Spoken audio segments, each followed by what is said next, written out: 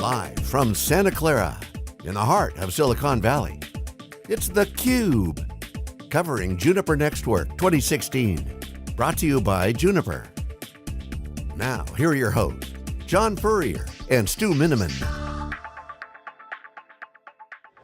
Hey, welcome back everyone. We're live in Silicon Valley for theCUBE. This is SiliconANGLE's flagship program. We go out to the events and extract the signal from the noise. I'm John Furrier, my co-host Stu Miniman. Our next guest is Doug McCollough, who's the CIO of the city of Dublin in Ohio, not in Ireland, so it's not going to be a beer conversation. Of course, theCUBE was in Dublin this past year for Hortonworks. We had a lot of fun there. Doug, welcome to theCUBE. Thank you, great to be here. So tell us, what do you do? First of all, what does the CIO do in the city of Dublin? What is your role and what are the things you work on? What are the things you're passionate about? Sure, well I'm the first CIO for the city of Dublin. Previously had an IT director, there are subtle differences. So larger than dealing only with the technology of the city, which we call keeping the trains running and the lights on, I deal with the larger strategy of technology in the city. I do a lot more with economic development. Concern myself with making the city of Dublin a digital hub, an attractive place for other technology companies, building a community for technologists, so I'm doing my part as a member of senior staff for the general strategy. And you have an IT background, you've done all that IT stuff, been there, done that on the IT side. Yes. So my question for, I love this conversation because now, we love at theCUBE social impact, right? Because whether we're talking about women in tech and education, there's a lot of new technology impacts with digital transformation around social impact. Certainly cities and public sector, towns and cities, whatnot, are impacted by digital transformation. Yes. So what is that all about? People perceive it as slow-moving government, but yet IoT hits the government. IT is part of the transformation in these cities because a digital fabric is a competitive advantage, not only for how to run the city, but for their citizens and the community. So it's all a melting pot now. What is this new fabric about? Share with your thoughts on this new environment. Yeah, I really appreciate that question. It's a good question because what I find is, as citizens, as members of a community, we have a certain level of demand for the companies around us, whether it be Facebook Messenger or Google or the services that we use, and we just expect it to be great and be there and always advance constantly. And we've given the public sector a pass or have written it off in some senses.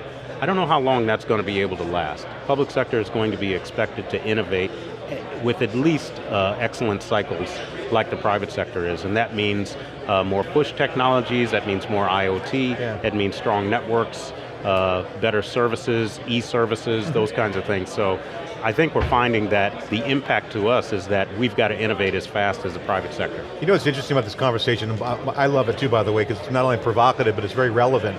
In the analog world that we live in, the role of the city and the town and governments is strategically important to everyone's life. They have a town, they want safety, they want roads to drive on, they want things to be there that have been working for generations for them in an analog world. Okay, now go to digitization. They're going to, I think, expect, what you're saying is expect similar betterment for their lives that they currently have in the analog. So this brings up the IoT question, Internet of Things. This is certainly going to be an impact, and we were talking before we came on, how big the T is in IoT. So just from a value proposition standpoint, the user, the citizen, has a great value relationship with the city and town that they kind of take advantage to, maybe they think about it that way, but digital you can't, it's always connected. So talk about that gap between analog and digital, government, city, services, community. It's comfortable for us to forget about the government. And it's interesting you brought up roads and police and those kinds of things. Sometimes we go to the lowest common denominator, but we can talk about that. Well, what is police in a digital environment? What is a road? And we're dealing with connected vehicles and autonomous vehicles research. What is a road anymore? It used to be pavement, and cities were responsible for setting the laws, the speed limit, painting them, maintaining them, those kinds of things.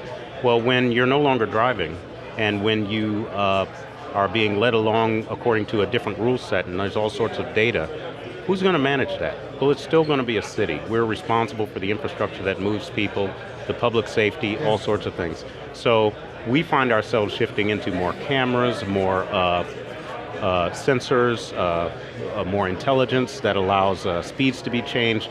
When we dream about the traffic controls and the platooning of trucks and all of those things, Who's going to do that?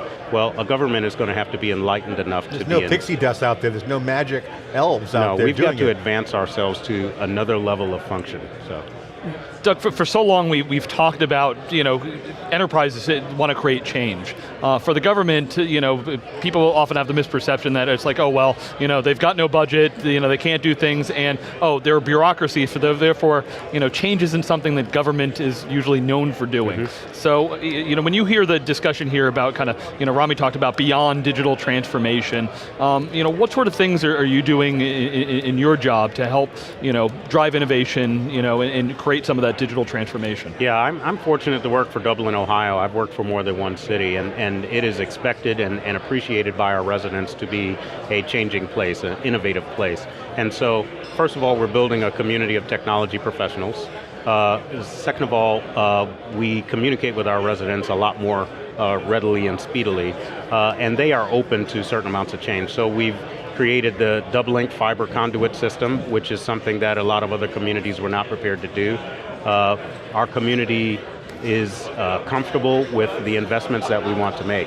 So I think also I could talk to you about our 100 gigabit project, in which we are investing in our fiber optics network for the transport layer to get businesses to carriers. We subsidize that. That's a significant business model change that our business community can take advantage of. So those are the kinds of things that we do in order to accomplish innovation. Yeah, Doug, if you wouldn't mind, unpack for our audience a little bit, what is the impact of that optical network and the 100 gig? I mean, that's kind of cutting edge. It's interesting. So we are targeting a legacy office park. I'm looking at 13 different buildings for which we're concerned and interested about the number of tenants in those.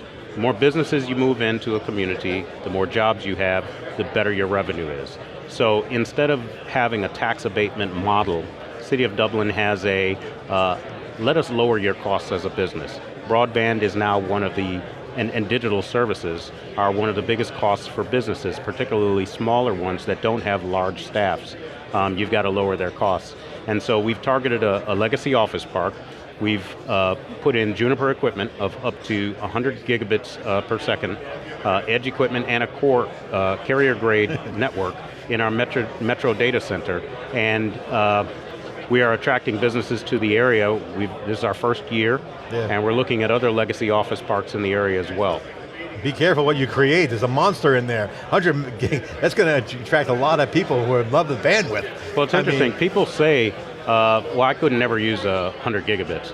But the moment you give people a gig, they start using a gig. When you give them 10 gigs, they do that. And we have an R&D specialist that's doing analysis, and their business was able to grow to 10 gigs of capacity because they had it. So it opens up creativity for entrepreneurs. Knowing they have more headroom on the connectivity, more servers can be deployed, more things can be built. Absolutely. Yeah, it's Jevons paradox. I always say, from a power standpoint, if I save a little bit of power, I'm always going to use it up. If you give people bandwidth, people are going to use it. How do you have to look at security, though? Are you just providing the platform and the end users responsible for the security, or how does security play into it? We work with a third party to secure that part of our network. Our double-link conduit system, we do use it in the city for our own uses. We run our phone systems on it, all of our internet. We do shared services with other public entities in the area. We secure that. So we're running some pretty high-powered security stuff. I was glad with the presentation this morning that we are right in line with what's happening there. Our city network is my greatest concern, though. Okay, and how do you, as a city organization, tie in with not only the businesses but surrounding organizations? Are there any kind of consortiums, or how do you make sure that this kind of activity proliferates? Well, we work very closely, I work closely with our economic development folks. As an IT professional, typically I've worked with IT for my whole career. I'm now working with economic development. City of Columbus in our region has a second to none economic development organization. It's Columbus 2020, and we do a lot of coordination between business, universities. We have strategic relationships with Ohio University as well as Ohio State University, Center for Automotive Research. Battelle is a premier research firm in the area. So we have established these relationships and a lot of public-private partnerships, and that keeps us on top of that. So what's the philosophy of, let me take a step back. Other folks out there have been trying to crack this nut, bridging digitization with the analog world. What are some of the best practices that you've learned that you'd like to share with folks around how to foster that collaboration? Because there's a lot of moving parts. You have the modernization of the actual government, city or town. You get some state, federal stuff to deal with too. So the normal regulations. But you got the community as well. How do you balance that innovation? Because you could be a fish swimming upstream on one side with the kind of the government side, public sector side, be at the pace of innovation that the users expect, the consumerization might be very rapid. How are you guys doing that, and what would you share for folks who are looking for advice? Sure, well what I recommend to other communities is that you need certain components. You need a relationship with higher education, universities. You need a relationship with healthcare in some way. Healthcare systems, large ones, are really great. Your business community, which you can typically get access to through your chamber or direct relationships, and other governments, sister governments in the area, a lot of collaboration there. Our region also benefits from having a major manufacturer in the area, that's Honda Manufacturing of America and Honda R&D. So some of the big suppliers, if they are meeting with you and having conversations, and we also meet quite frequently with our residents that give us plenty of feedback. We're blessed with a number of executives in the area who are CEOs of a number of headquarters. Wendy's is there, Cardinal Health, a lot of Fortune 100, Fortune 50 companies. So these are the folks who help advise us. But government sometimes has to get out of its own way. Don't get too big, disappear if you can, be small, efficient, and innovative. What's the number one thing that you work on in terms of stack ranking the demand from the residents and the demands of the city? If you had to kind of blend them and converge them together, what would be the list of the top 3 or a couple things you'd work on, that you work on? Well, there's a quality of place that needs to be there. And so you do focus on your residents and what their comments are. If you lose your residents' opinion, you're in real trouble. There's also a quality of space for your business community. If they're not coming to you and find you an attractive place to locate, you're in a lot of trouble. And then there are visitors, people who are going to come for your public art, your festivals. There's a lot of money that comes into a community through that. So I would say that none of those are in conflict with each other, and if you're small enough and fast enough, you can respond to problems that you may have in one particular area and innovative in all 3 of them. And so you see that having businesses lower their cost of operating in the area helps the economic situation? It's one of many things, but it's more efficient than the traditional ways of attracting businesses to your community. I'll tell you, things like parks, running trails, bike lanes, there are so many different economic development aspects to it, but then you need high broadband, you need reliable internet in your community. The new roads, they used to call it the information superhighway. Yeah. Now they call it the web and the internet. Back in this, I'm dating myself, back in the 90s, but these are the new perks and requirements now. Right, no longer a perk. It's a requirement. It is now table stakes to have stable internet, not only in your neighborhoods, but for your businesses. And that's why we invested in our 100 gig network, because having stable, reliable internet with competition amongst carriers. If you've got 2 carriers or 3 carriers, that's not enough. We've got a dozen. And having some good bike trails gives some good Snapchat creative capabilities. Snapchat aside, just joking, of course, this is the analog side of it, right? So you mentioned the economic development. It's not just digital. It's the analog world converging in. The bike paths, the environment, for the comfort of the... Yeah, I don't know about analog anymore. I'll tell you, since Pokemon Go, we got people running around our parks, looking at our public art, looking at our historic buildings. So we really do see analog and digital have converged. Augmented reality, certainly on your radar, big time. Sure thing. And the cameras, you see have totally digitized camera systems?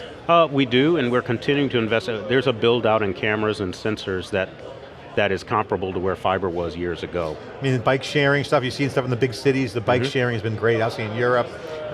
Absolutely, and the digital services are key to being able to maintain those programs, and they should be invisible. You shouldn't have to think about, this is what the private companies do. You don't think about how do I engage that service. It just appears when you need it. Obviously security is important, obviously being a public sector area could be a targeted attack, a lot of value there, who knows? I mean, attackers are doing drive-bys, right? So yeah, we are constantly under attack by foreign governments and different actors. All governments are, and we've got some pretty good strategies to keep us safe. All right, well thanks so much for sharing your insight on theCUBE. We appreciate it. Thank you. And we are live here in Silicon Valley. I'm John Furrier, Stu Miniman. Networks 2016, Juniper Networks User Conference, Annual User Conference. This is theCUBE back for the second year of coverage of the event. We'll be back with more live coverage after this short break.